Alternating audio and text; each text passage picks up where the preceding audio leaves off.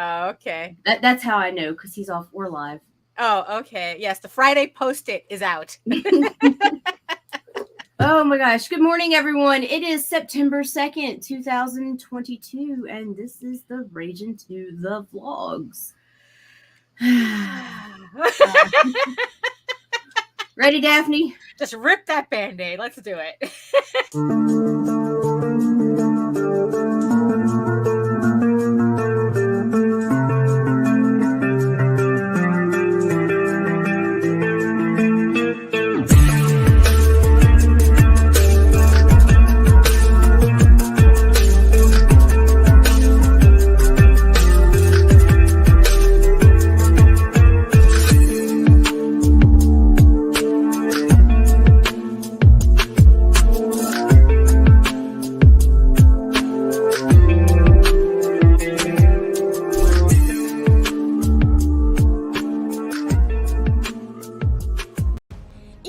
Returns to Kickstarter in its first trade paperback, collecting issues 1 through 4 in one full-color volume.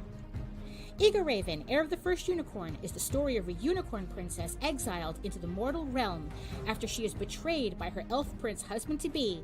Dragons overtake her kingdom, and how she trains to become a knight with the help of an unusual trio of blacksmiths. It's a mature audience telling of the classic hero's journey with a soap opera twist. So check out Eagle Raven, Heir of the First Unicorn, Volume 1 today.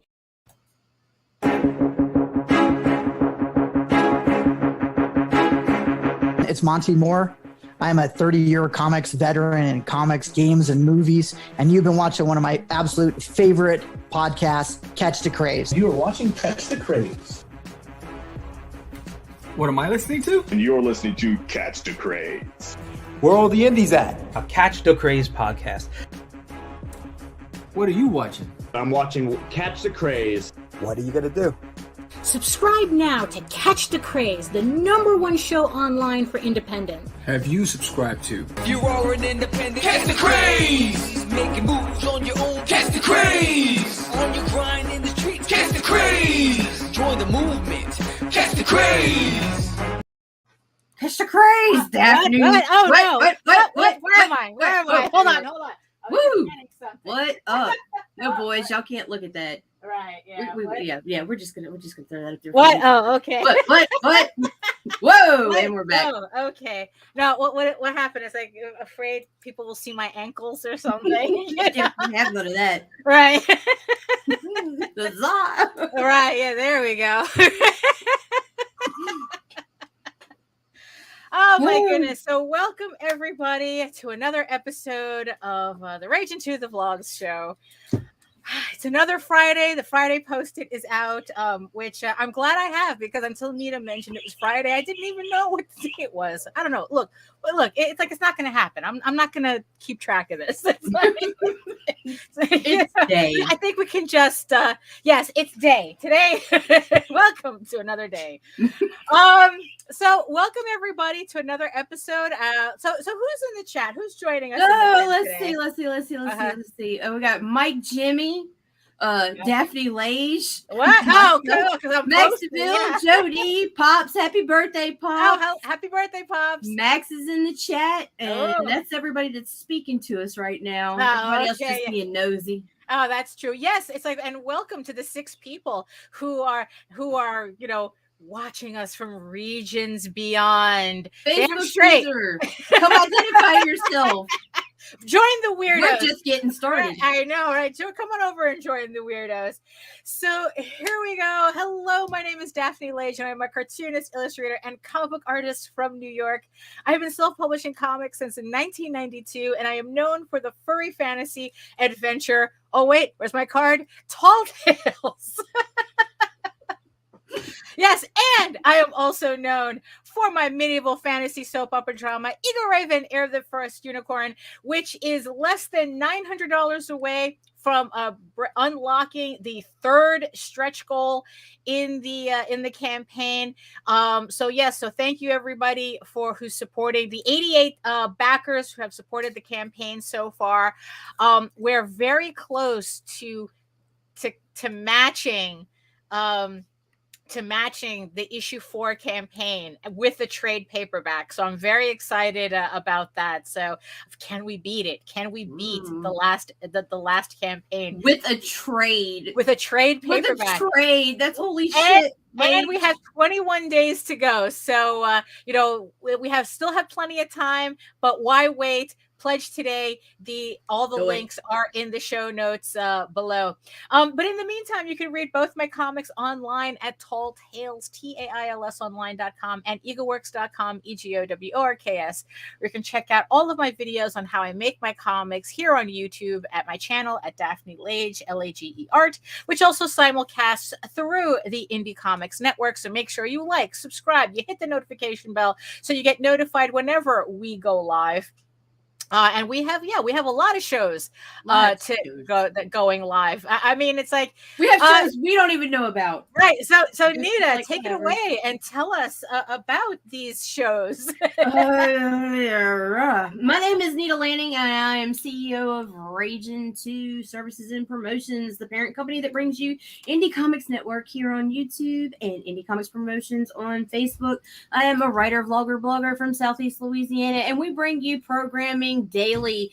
Sunday funnies, Monday the Ragin 2 the vlogs, Tuesday dispatches from outside of the box, Wednesday Daphne Lage art and Zimcast. On Thursdays we bring you Hung On Animation with Mike Jimmy, and on Friday mornings apparently we bring you Comics by Night now, and then later on Daphne and I are back here again.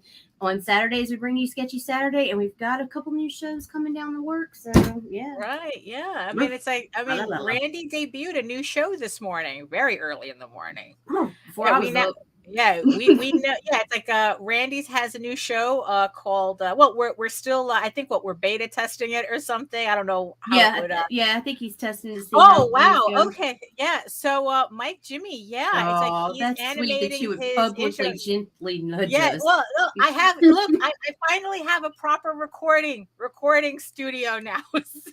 So yeah, we definitely have to do that. Yeah, definitely. You know what, Mike Jimmy, just hit me up. Tell me what day is good for you, and I'll I'll just do it, and I'll come.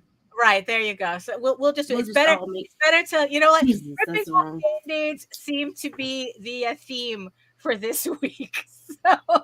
So yeah, so just tell us when, and we'll be there. That it might be easier for the both of us as opposed to because Mike Jimmy, that's what his show Hung On Animation's about. He is actually animating, I guess, like a pilot episode of one of his Life on Korra comics, and it is just like absolutely amazing to even think of one person just animating their own comic, and it's awesome. So it's like it's like doing the I don't know if a lot of you remember Bill Plimpton. I mean, it's like he's an animator who is very famous for being a solo animator and making all these movies by himself with maybe like 2 other people, I think, at most. So I mean, it's just amazing to see that. It's always amazing to see that. But yeah, so yeah. Yes, animation is a certain type. Like I said, just DM us separately and off the air, and whatever's good for you is good for me. So that's pretty much the easy thing. So do we have I love it when a woman tells me that. Oh no. All right, girl, you don't know what you're in for, but okay. Well, hey, we all love surprises here. So so do we have anything for housekeeping? Got a little bit of housekeeping. Okay, so Rob Multari still has Snowfall coming sometime in September. He is in pre-launch phase. Head over there and sign up now. Launching today, we have The Forsaken Future from Whitefire Comics, a sci-fi dark fantasy coming up. Let's see. Monday, our very own JD Calderon, our little feral crowdfunder is coming on Monday to launch the next chapter in the Oswald Chronicles saga with issues 3 and 4 of I forgot the book. I'm sorry. It broke free and couldn't read. He puts out so many books. It's like it's like sometimes it's like when I have to fulfill campaigns, it's like I forget which book we're fulfilling at that moment. But that's because I'm lame like that. So it broke free and couldn't read 3 and 4, but 1 and 2 will be included. Yes, exactly. Yes. And you guys, wait. What? JD released a theatrical trailer this round. Right. I'm so impressed. Right. All right. And then Daphne, of course, you got your baby. Yes, exactly. Eagle Raven, Heir of the First Unicorn, volume 1. I was about to say volumes 1 through 4. That's a couple of years from now. That's a couple of years from now. But yes, collecting issues 1 through 4 of the Heir of the First Unicorn story arc. It's like it's just chugging along. Like I said, thank you everybody who's been supporting the campaign so far for a trade paperback. I'm really surprised at how this is going. And like I said, we have 21 days still to go. Where can we take this campaign? I mean, it's like it would be really nice to hit 75 and unlock that metal bookmark. Oh, yeah. But can we go beyond that? It's like, where will you guys take me? And in the meantime, it's like, well, everybody else is crowdfunding and fulfilling. Speaking of fulfillment, save 5% on your next Gemini mailer order with our coupon code Ragin2. Yes, send out your books in style and with care, because holy crap, if you have a mail person like Nita does, you need all the help you can get. Ain't that the truth? And do you want to ask us a question, or you have a comment, or you want us to address on the show, or you have an idea for us to talk about, email us at raginabc@gmail.com, and Nita will take care of you. And we will definitely, it's like, and we'll most likely we'll talk about it on the show, because I mean, you guys have like really great questions and stuff, and we've done that. It's like if you're in the chat and you have something that you really want us to go in detail with, good morning, George. It's like most likely than not, we will talk about it. So give you our 2 cents. In these days of inflation, which is more like $1.35. But hey, right? Exactly. Oh my goodness. Oh, the days. Oh, also one last thing in kind of like the whole not sponsored category. I just want to congratulate Greg Williams and Elf Kevin Murphy for their campaign that launched yesterday for Chlor, Blood and Sand, the new Animal Mystic book that I have been waiting for what feels like decades. I was grabbing, I forgot to grab this. So this is the original version of the Chlor book that came out in, let's see, what's the year here? 2000. Okay, so this literally came out in 2000. This is kind of like a spin-off, or kind of a related story to the Animal Mystic series, the story about Queen Jatari, and this is her bud Chlor in his own story. So they decided to do a reprint of this along with a brand new story in a brand new trade paperback, which is on Kickstarter right now. They've made goal, which like there was any question. Right. And what I really like too is that they have some other books from some previous campaigns that I missed, so I was able to catch up on that as well. So what's old is new again, and I am looking forward to what Greg and Elf are doing with the series, and I really hope to see more Animal Mystic books soon. Because really, like I said, I've been waiting. There was a couple of false starts in the past several years, and I'm just really happy that it seems that it's like it's happening. It's like that type of thing. So I'm really excited about it. And it's like, so if you want to check that out, check that campaign out, Nita will put a link in the right. Well, we're gonna get to that. So Nita will put a link to that in the show notes below. It would be nice if I could get either one of them or both of them to come on the show. I'm still Right. working on that, but we'll see. You know, it's like sometimes it's kind of funny to come across how so many people they just like don't do shows or Right. whatnot. So I mean, it happens. So we'll see. We'll see. You know, it's like that would be nice. A lot of the news has been pretty exciting.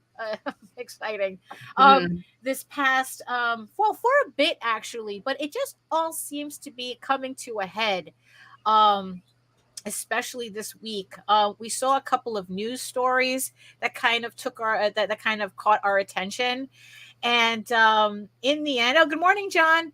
And there was a particular thread on Twitter that really caught my attention because this was a illustrator that had kind of a very distinct view of what was going on. So for those of you hiding, living under a rock, one, who are you people? And two, we all know about the MidJourney AI.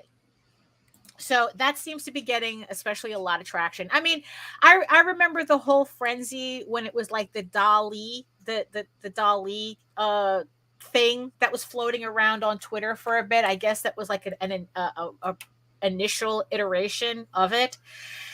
And that everyone on Twitter was playing around with and whatnot. And the thing is though, it's like, as weird as it was, I mean, even back then, it's like I was really seeing the potentiality of it, and how it could really, really benefit artists in a way in terms of like, oh shit, it's like instead of like, really hammering Google trying to find really specific, like as close to reference as I can, I could actually make my own a very specific reference using this thing. And like I said, it was very, there was a lot of potential, and for some reason it really sped up, and now we're here at MidJourney with the whole MidJourney AI really gaining traction. And now it feels like that scene in the Ghostbusters where we're all huddling around and Zool is demanding that we choose the form of our destructor.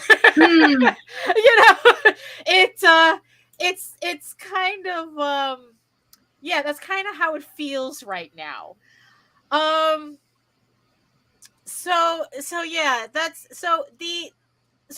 guess like to kind of like, like I said, if you have been under a rock this entire time. So what MidJourney is a AI program where the developers have been feeding it artwork, and by using certain prompts. Now, for people, I haven't used this, so if there's anyone in the chat that wants to clarify the description, please feel free, because I'm just going by what I know superficially about this. And it seems to be like you put in prompts, and then the AI creates artwork according to your prompts, and it gives you like variations of the same, like you can type in whatever. Like think on JD's show, someone was playing around with it like on the air, and they had typed in mouse bow tie creating magic, and what referencing Oswald, JD's Oswald. And it was pretty freaky what the AI came up with. It was very like, it's very like very surrealistic and whatnot. And I have to admit, it's like very beautiful. It's intriguing. No doubt. It really is. It is intriguing as to what it was able just to do with those three simple prompts. But again, like I said, it's I'm sorry, I'm grabbing the copyright. Oh, no, that's fine. That's fine. Yeah. So, whatever articles that we're going to be kind of like referencing, we're going to put links to them in the chat, because yesterday we kind of went down a rabbit hole with these articles, and it's like, you know what? If we're going to talk about this, I would really like it if you guys can, see what we're talking about as well. So of course, so the thing is, all right, so you have this AI creating artwork.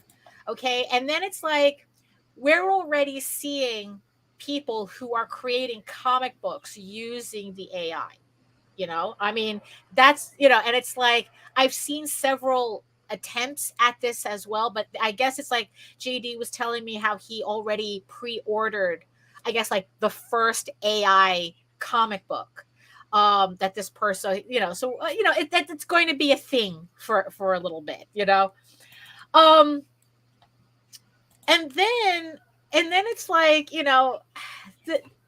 like I said, the potential for a very powerful tool for artists is there. But what I wasn't liking was seeing kind of the reverse of that as well. Way too many people celebrating the idea of not having to deal with artists at all. That was very bothersome.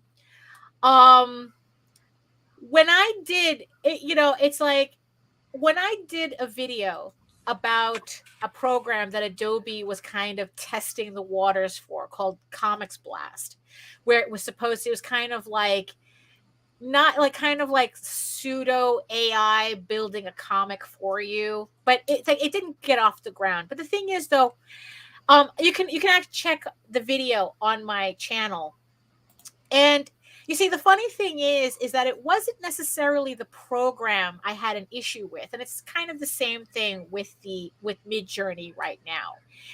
Is that this is a symptom of what I've been seeing for a long time in, I guess, like the creative field, in graphic design and whatnot. And it's kind of like, we're seeing pieces of it in music, in movies, in television, where our skill is valuable, but we are not, if that makes any sense.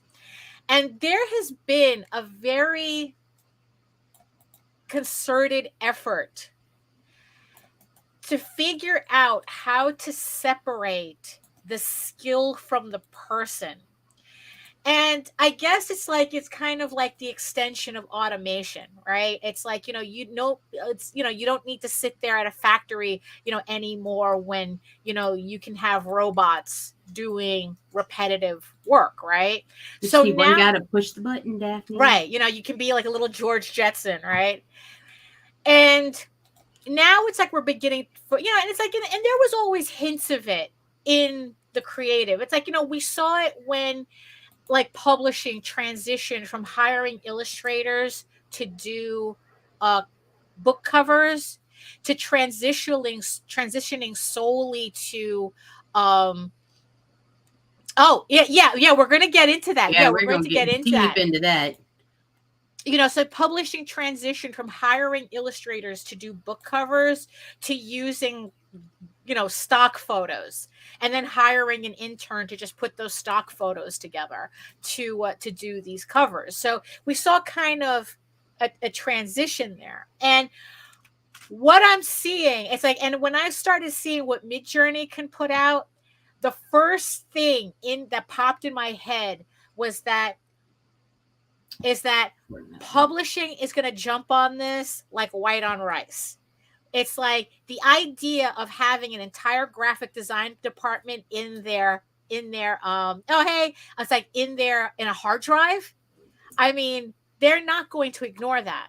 That all of a sudden in the next year or so, you're going to see books with nothing but AI done illustrations for their covers. So it's like, yeah, so I really do see, like this is like the big implication for this. But like I said, it's like, businesses have always tried to figure out, okay, I want your skill, but I don't want you. How do I get around you? How do I get your skill without you?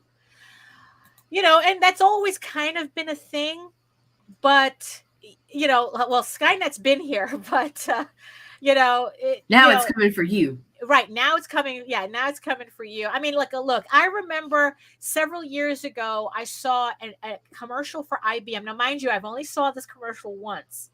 It was an IBM commercial for Watson. and it was literally a commercial showing how a company can use Watson to replace all their middle managers. Yeah.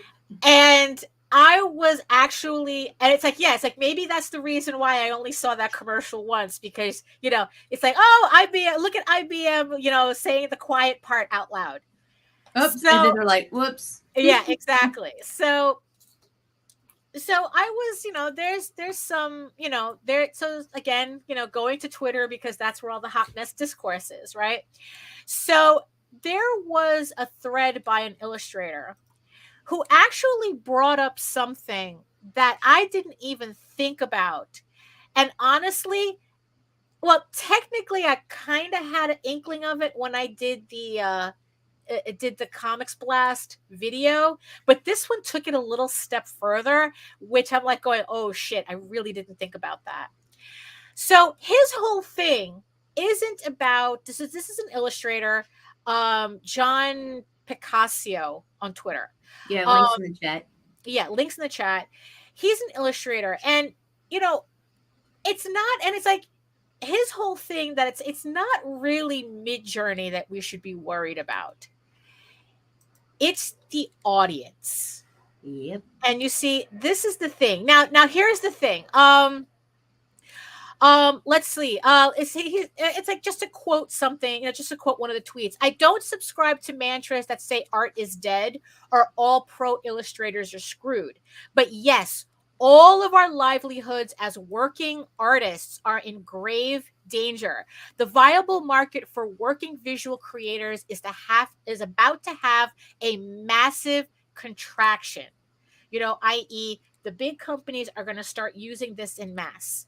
You know, and really, and it's like, and that's the distinction that he makes: working illustrators, you know, working artists. So if you're making a living off of your artwork, this should worry you. So we are all going to be lesser for it, audience and artists alike. 2 weeks ago, when I said don't panic, that didn't mean everything was going to be all right. What I did say is same as it ever was, in that artists must always evolve. You know, and I think what I see more clearly is the personal evolution for each of us has to happen right this second, today, as in this musical chairs game is over because the music has stopped. What I realize more than ever is That's artists, another show. yeah, artists who don't have a very strong and urgent why baked into their future visuals will be obsolete, probably already are. So as he goes on, he goes, because the exponentially rising, infinite, crushing tsunami of technically pretty, hey, it looks cool, artistic dreck we're about to experience is going to be unprecedented and good enough. This is the part that got me. Will become the standard for the vast majority of the audience. AI may not be the end of art. It will be the end of many, many livelihoods. Entire portions of industry and work gone. This will be devastating. This will be culture changing. But for those of us that can overcome an audience's belief that good enough is sufficient, will be the killer we can't survive. That was the part, like, it sent chills down my spine. Yeah. It's not the MidJourney. It's not the AI. It's an audience that's going to look at you and then look at an AI piece of artwork and say, this works. That works. That's good enough for me.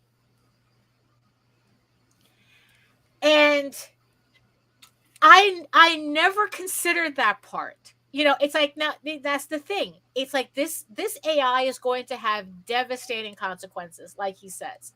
I mean, Right. The entire art industry is going to be turned upside down. But the idea of an audience saying, yeah, that's good enough, It's like I always talk about how these corporations are trying to grind everything into a gray paste that will appeal to the most amount of people, right? This is only going to help in that. And that's like the big question. Yes, exactly. Is he? And that's the thing too, because as you go on the Twitter feed, he says there's hope. It's not like he's being, completely, the end is nigh. But right, exactly. And it's the same thing that happened with paralegals. Yes, exactly. Yes, exactly. It's like, like I said, book covers. We're going to be seeing book covers, magazine, editorial pages, the whole thing, all done by AI. And it's like, and also it's like the whole thing about good enough. Just recently, there was an article that popped up about an AI piece that won first place at a fine arts fair in Colorado. That article's in the chat as well. And that whole thing about the audience saying this is good enough, like, hit me like a ton of bricks when I saw this, because this is exactly what's happening. That this person made that people are looking at this AI piece, looking at a piece that's done by an actual person. And look, I'm sorry, typing in keywords does not make you an artist. Okay, and you think it's creepy on the surface. Get into the terms of service. Right. And it's like, when we're just going to get into that too, because the guy who won this art contest in Colorado was trying to pull I'm the human element. I'm a human. I did the work because I put in the keywords. It's like, no, bitch, that's not how it works. And here's the thing. You know how I know that's not how it works? Because the Supreme Court says that's not how it works. So here we go with actually the nitty-gritty of this whole thing with MidJourney. Is that according to the Supreme Court of the United States, AI art cannot be copyrighted. It cannot be registered through the government. It cannot be copyrighted because a computer cannot own artwork. Right. And the thing is, though, typing in keywords does not make you an artist either. We put the link to that article in the show notes below as well. So what happened was that a person had tried to register for copyright a digital artwork that was created, I guess, by a different AI or something. And that he was trying to copyright the artwork as a work for hire, and it's like, and that he was the claimant. And because it's like, oh, I paid for this artwork. So right, exactly. That's what it is. We're seeing this everywhere. So he tried to claim copyright on it. Supreme Court said no, because the actual artwork had no human element on it, and typing in keywords does not count. Just like the Supreme Court had said that a monkey pressing, if everyone remembers this, it was an infamous PETA, publicity. The monkey took the picture. Monkey took the picture. PETA tried to claim tried to sue on behalf of the monkey that the copyright belonged to the monkey, and the Supreme Court told PETA to fuck off. It's like, if you want to copyright a piece of artwork, it has to be created by human hands. Programming does not count. Keywords does not count. Nope. Okay, so then that goes into another article that we read that actually talks about the actual terms of service of MidJourney. So this is something that everybody needs to consider. Listen up. Okay, is that MidJourney on its own, if you use the free version of MidJourney, you have to credit MidJourney every time you show that piece. Okay. If you don't want to credit MidJourney, you have to pay their subscription. It kind of dovetails into the whole Clip Studio paid thing, right? But there's more. So if you pay, you can pay to be able to credit yourself as the artist of the piece by paying the subscription fee. However, MidJourney owns the lifetime rights to that piece, not only for themselves, but to allow anybody else using MidJourney to create derivative artwork. So you're paying from them to that steal and reuse your art. Right. Now, in and of itself, what the article had said, that it'd be absolutely ridiculous for MidJourney to claim copyright and to sue people for copyright infringement for using MidJourney artwork. They're not going to do that. But your artwork that you create in MidJourney, it can be used to make derivative work from. So the thing is, though, is that, yeah, you're paying to not credit MidJourney, but MidJourney still has ties to that artwork. You're in perpetuity. You're paying them to take your soul, Daphne. Yeah, you're paying. It's like, and that's the thing. And with everybody talking, with people talking about putting in other people's artwork into the AI, so that you can, and mind you, this is already happening already. Living artists are being added to the MidJourney so that you can do artwork in the style of. So it's theft. Right. So already this is going to be a copyright mess for a little bit. But it's like we already have precedent that says that AI artwork is not copyrightable. But so they of course, can't grow without your input, because right, you see, that's while the irony computers of it. have been able to train to somewhat think for themselves, they can't imagine. Right, exactly. So they have to milk you. Right. So here's the thing. So of course, it's like my next question was, how is it that people are being, if AI artwork can't be copyrighted, how are people doing AI comics? Well, this is the workaround, because I had to deal with something similar. Right, exactly. That's the thing too. You cannot sell unless you get their subscription model. Yep. So, it just, and mind you, and we're not even getting into the fact that MidJourney literally censors what you can search for, what you can prompt on MidJourney. So not only, so they're being very clear that we're specifically talking about like MidJourney and Dream right now. Exactly. Right. It's like, that's the thing, I mean, yeah, we're talking about when an AI, in this specific case, that an AI is doing becomes all the work. The artist. We're not talking about like Pixar. No. We're not talking about CGI work. We're not talking about that. We are specifically, and mind you, those jobs, like Jake said, those jobs are going to disappear too. It's like that the AI is doing all the heavy lifting. That all you're doing is putting in keywords, and the AI is doing the creative part. And this is the part that really got me too, because it's like the implication of it is that creativity can be narrowed down to keywords. Right. Because they were talking about if you're creative enough with your keywords. That's coming. Right, exactly. No, that's coming. there already. That's not coming. We're going to talk about AI, that's not, they don't allow the AI to do any of that. So if you want to, if you're trying to do something, sexy on the AI, you can't. They've already censored it to not do that. So there was, so when I was working at a print and copy shop years ago, a family had come in wanting to take make copies of music sheets of a music book. And I told them, we cannot copy that book. It violates copyright. And the dad looked at me and said, oh, but it's Beethoven, i.e. it's public domain. And I go, yes, it's Beethoven. Beethoven is public domain, but the actual book is not.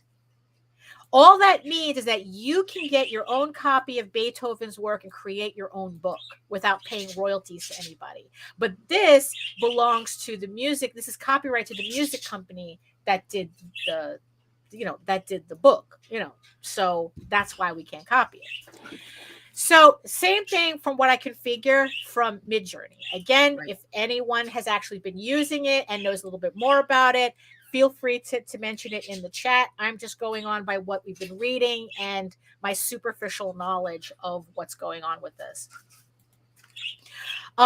Is that you can do a comic based on MidJourney, but the actual laying out part, because MidJourney is not doing the comic. MidJourney is technically just giving you the panels. And then somebody still has to lay out that work. And also, you still need somebody to circumvent the three major things that the AI can't do. It cannot do hands. It cannot do feet. It's like and it cannot do the same character over and over again. Yet. Well, there's always a yet with this, so I'm only talking about it as I know of it now, what it can and can't do now, the limitations now, because look, from DALL-E to what it is now is a huge gap, and last I checked it was 6 months. The urgency to get across to artists is don't spoon feed this fucker, because the more you guys feed it, the faster it learns. Now I don't know how well, you see, but here's the double whammy. Here's the double whammy with this. That's the thing. Because just like in the beginning, I saw this AI as like, holy shit, this could be a very powerful Google type machine for me, a type of search engine for me, where it's like, I'm working on a page and I need a very, very specific artwork. I'm trying to visualize a beautiful background or whatnot. Yeah, exactly. And it's like, I could use this for that. It's like, I can, tell the AI I need this, this, and that. It'll pop out something, and then I can literally use that to put it. But see, that's just it. It's a beautiful concept as a tool. The problem is that we're training it to become the creator. And that's the thing. Well, you see, and that's the thing, because it's like we're training it to become the creator so that people who are not creators can pretend that they are. And that's kind of like the thing that bugs me too, because it's like, now it's not that already. Right. We have enough of that already. Right. But at least they had to really work at being a fake. Now they could just literally put in keywords, and that's the extent of it. And they could say, this is my artwork. Right. Just like the guy who won that contest at the state fair. He's literally saying, this is my artwork. And it's like, no, you typed in prompts in an AI and printed it out on Canvas. It's like, as far as, well, you see, here's the thing, because it's like this, because it's like, I know, they're literal content creators. That's what they are. So to go back to my other point though, is that so somebody has to lay out the comic book, somebody has to still write it, and by the way, there's an AI for that too. Somebody has to put together the actual book. So the comic itself, the finished comic, maybe they still had to hire an artist to come in and draw in the actual character that belongs in the scenes. Right. So there's still artist involvement. So, so that book is copyrightable. Like there's enough, individual, there's enough like actual, there's enough of a human element in it that comic becomes copyrightable, even though the foundation was AI. Well, yeah, you can alter, I think it's like 30% of the entire piece. Right. But even then, it's like whenever there's those type of lawsuits happening, it's very much at the discretion of the judge as to what he considers that 30%. Because what could be obvious to us, a judge may say, no, it's fine. Or conversely, they can say, no, there's too much. This is not derivative. So... but like I said, it's like, so here's the thing. So here's a tool that I was actually excited to start playing around with. And now the whole thing kind of made me. Now you realized you're the tool, huh, Daphne? Then it's like, oh, this is too ooky for me to get into right now.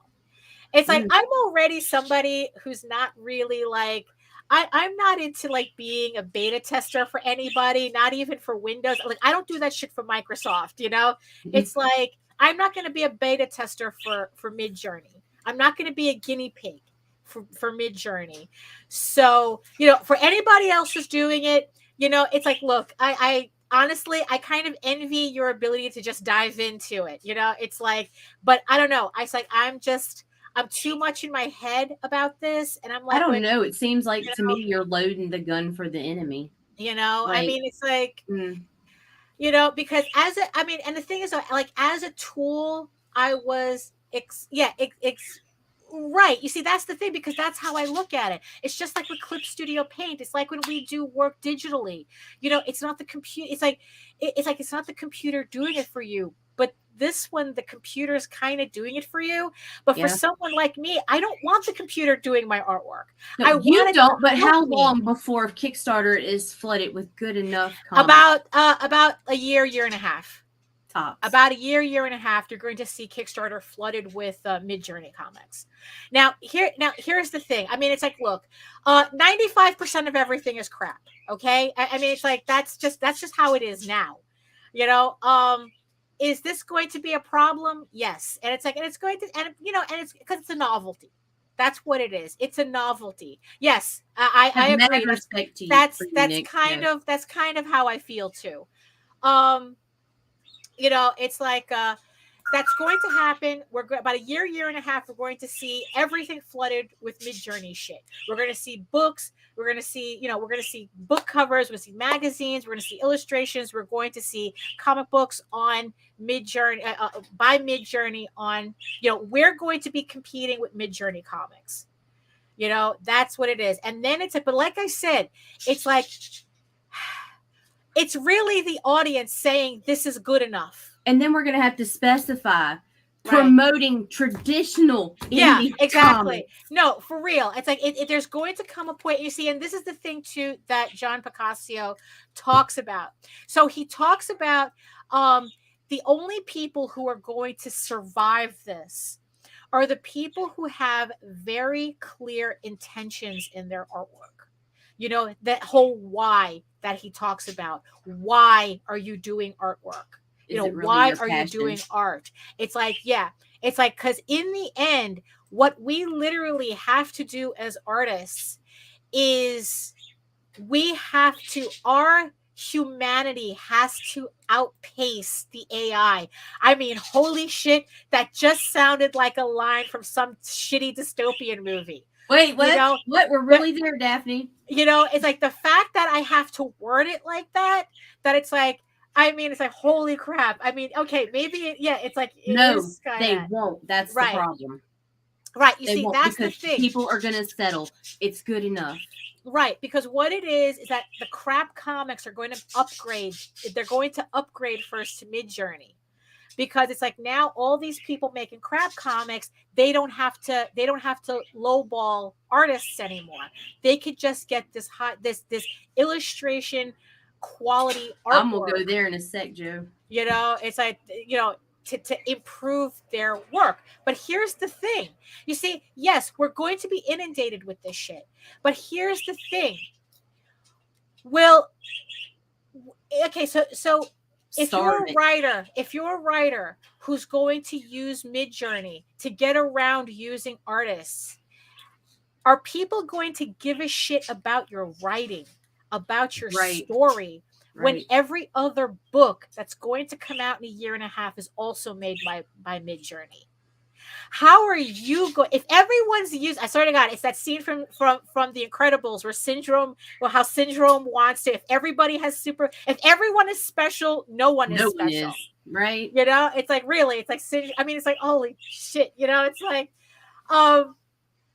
and that's what it is. So it's like, okay, so you're going to be an artist, you're going to be a writer. It's like, oh, great. I don't have to pay these fuckers anymore. It's like, I could just do AI, put in keywords, do my book that way, and I don't have to use artists anymore. Fuck them, let them get real jobs. You're next. Get in line, right? Well, that's true. In beta mode right now are 14 separate programs where all you have to do is enter writing prompts and it writes the articles for you. Oh, boy. And better than 90% of you. Really. And that's now they come for you. They go find you. Yeah, exactly. And here's the thing. So you make your comic, right? And it's like 15 other MidJourney comics are coming out at the same time. How are you still have to stand out.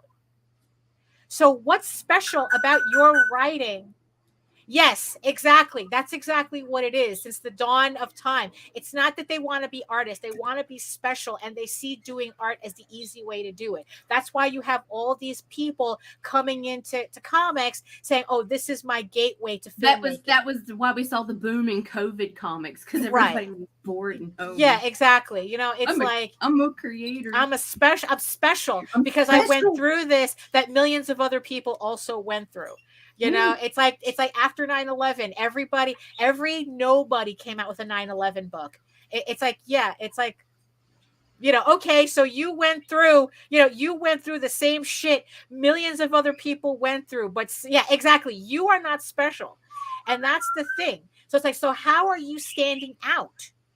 You know? So this is the thing. So if you're an artist and you're going to be drowning in this MidJourney shit in the next year or so, professionally, if not sooner, how are you standing out? How are you proving to people that your artwork is too human to be replaced by an AI? Jesus fucking Christ. It's like really, it's like that's where it's going to boil down to. It's like, so going back to the Twitter, it's like, so it's going to come down to the question of why. Why does that next picture need to exist? And the power of that why will be what separates the magical work from the mundane. You know, but communicating the urgency of that why in the work itself is where we now are, and arguably the most essential remaining value left for visual creators. You know, so that takes us back to asking if all the loss is worth the dopamine gains. Right now, the most addicted and binge driven are the ones running the conversation. Might be a need for that to change. The why takes us back to story and narrative, and not just narrative in a textual sense, but in a kind of pure visual narrative meaning that words can't do. Sorry, wordsmith. That's him saying, you know, I mean, he's really focusing this on artists. And yes, and I think the AI is coming for the writers too, no doubt. Absolutely. Let's see. Machine-driven narrative will get better and better as the taste, here it is, the taste for popular narrative gets more and more watered down. And again, it won't necessarily be because the AI does it better than working visual artists, but that the audience settles for accepting the mass convenience of good enough, drowning the memory of quality. Audiences cherish convenience over quality. It's what drives our ethos, at least here in the United States. No reason to believe that people are suddenly going to change. He goes, are working illustrator careers in danger? And he says, yes, same as it ever was, in that art careers are fragile. But this is beyond the advent of photography or Photoshop. AI is the tidal shift in the center of human context that defines meaning. You know, he goes, should we panic?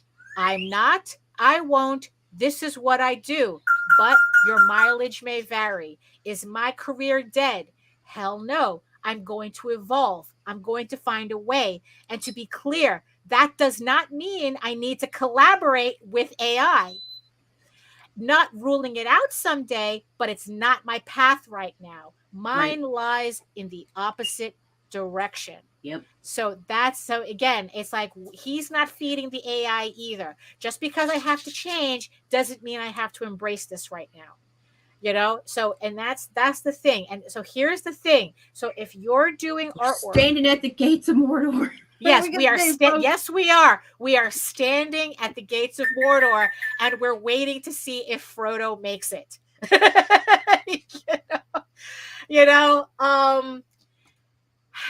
Because remember, they were at the gates of Mordor to buy Frodo time, not to necessarily guarantee his success. Remember that. So that's the thing, though. So the artists who are going to make it, and then mind you, I'm talking about writers and everything. The ones who are going to make it are the ones who have something to say, Yes. it's like, as much as, it's like I'm staring this down the pipe, I'm actually not worried personally for me. I'm not worried about that.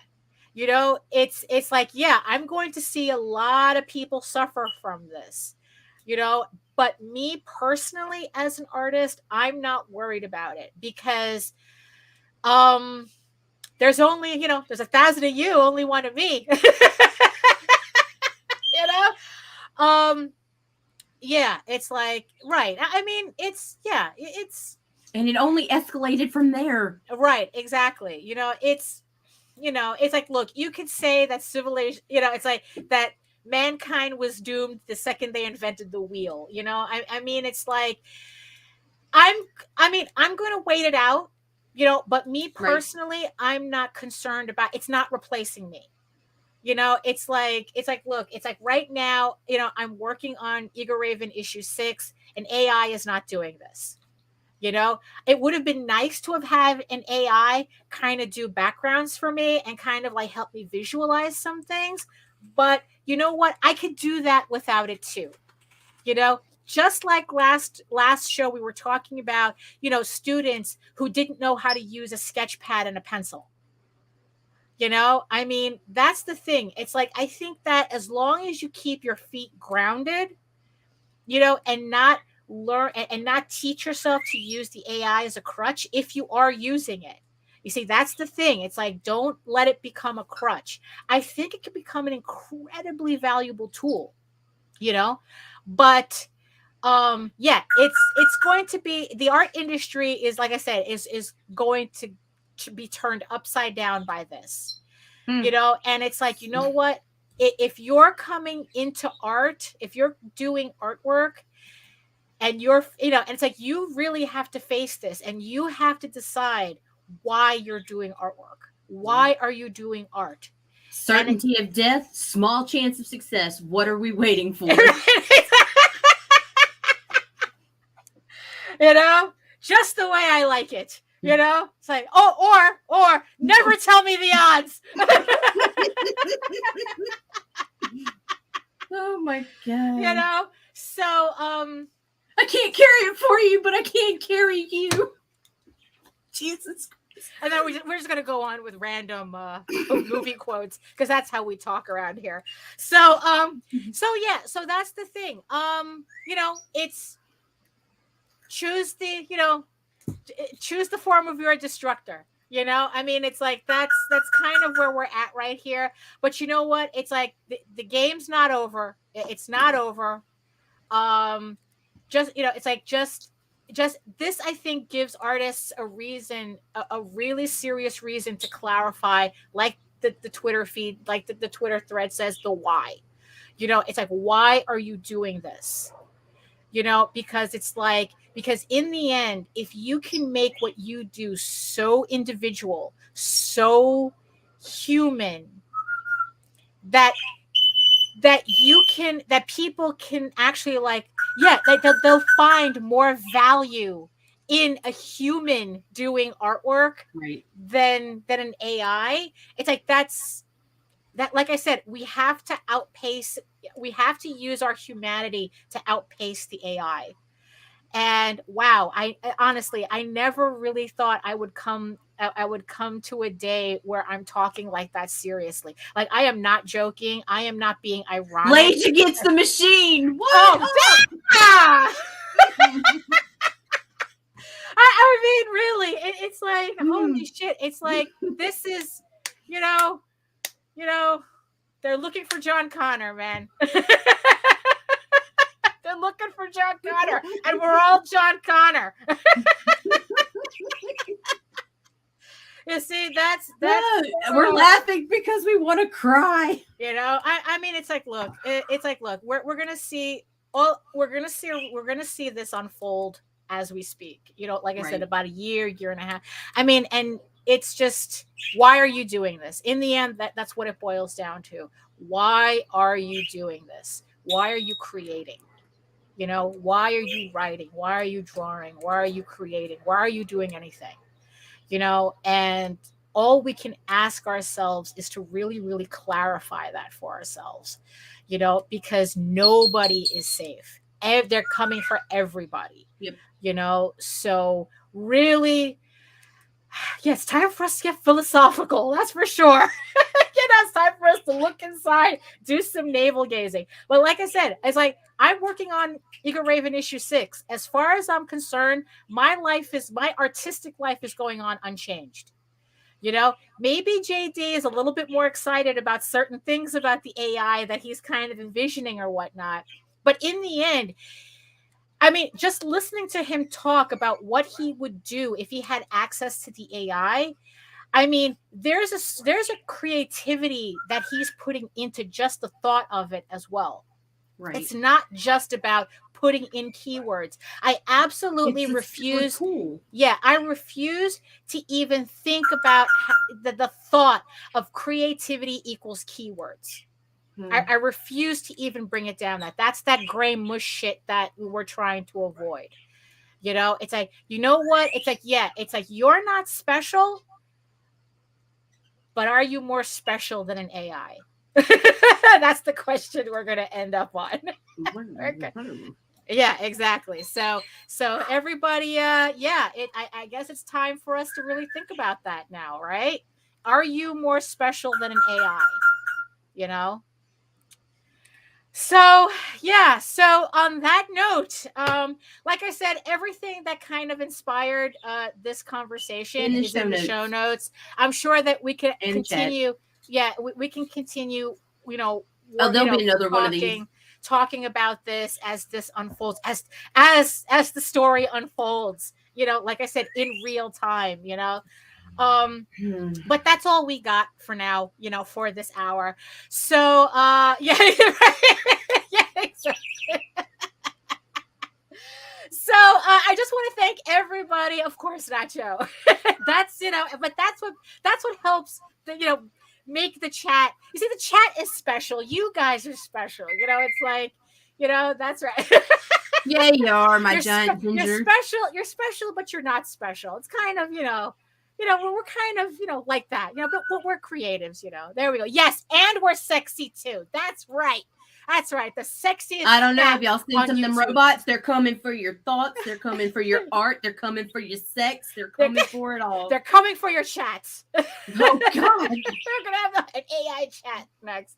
No, but look, it's like, there we go. I just want to thank everybody for joining in the conversation. Thank you so much. So if you're watching this on the replay, don't forget to check out the chat, because there's a lot of commentary there as well that we couldn't get on the screen. So so check that out too, because like I said, we have a very sexy chat with big brains, and they're worth reading too.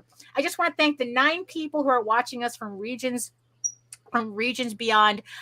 Thank you so much for spending this hour with us. You could have been listening to anybody else, and but you decided to spend it with us. Thank you so much. I hope you enjoyed it during whatever it is that you're doing, whether you're drawing or you were at work or whatnot. I hope you'd enjoyed this hour.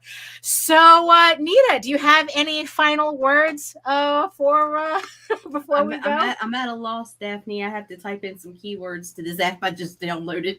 Oh no. Take it a minute. Oh my goodness. So there you have it. So there you go. So on that note, if you want to see more of me and learn more about me and my artwork done by real artisanal human hands, you can head on over to my main portfolio site at eagleworks.com. You can find links to all of my galleries and social media sites, but I mostly post to Facebook if you're into seeing sketches and current work in progress, updates and all that type of fun stuff. And also don't forget to head on over to my YouTube channel at Daphne Lage, Lage Art, where you can watch my previous videos, including the Comic Blast one. I do a little rant, even though the whole thing is a shit show of a rant. It's the last 15 minutes where I really get into the nitty gritty of my beef with these types of programs. And, so check that out. And also you can check me out for my semi-weekly art live streams as well, usually every Wednesday, which also simulcasts through the Indie Comics Network. So make sure you like, subscribe, hit the notification bell so that you get notified whenever any of our shows go live.